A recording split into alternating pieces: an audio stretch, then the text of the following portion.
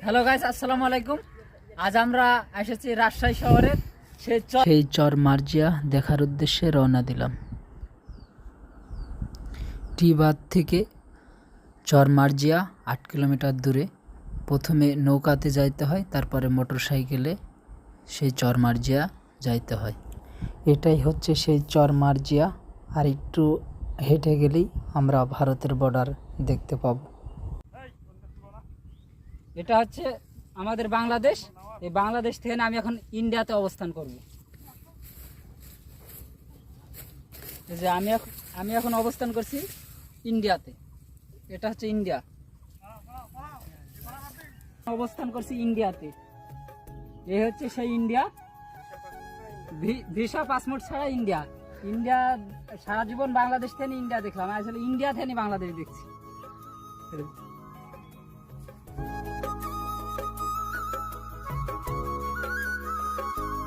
ইন্ডিয়ার শেষ pump.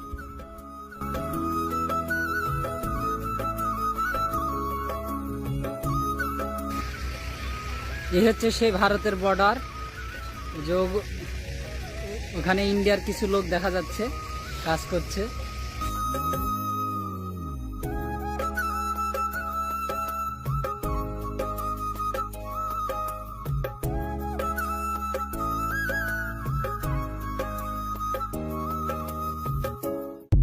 Hello guys, আসসালামু আলাইকুম। আজ আমরা এসেছি রাজশাহী শহরের সেই চর মার্জিয়া দেখার উদ্দেশ্যে রওনা দিলাম। টিবাদ থেকে চর মার্জিয়া 8 কিলোমিটার দূরে। প্রথমে নৌকাতে যাইতে হয়, তারপরে মোটরসাইকেলে সেই চর মার্জিয়া যাইতে হয়।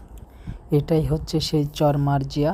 আর একটু হেঁটে গেলেই আমরা ভারতের বর্ডার দেখতে পাব। এটা হচ্ছে আমাদের বাংলাদেশ। এই বাংলাদেশ থেকে আমি এখন ইন্ডিয়াতে অবস্থান করব। এই যে আমি এখন অবস্থান করছি ইন্ডিয়াতে।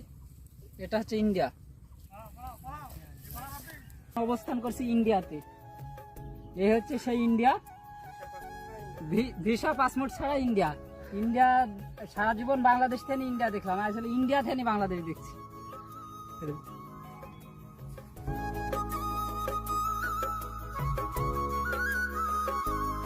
ইন্ডিয়ার শেষ পাম্প।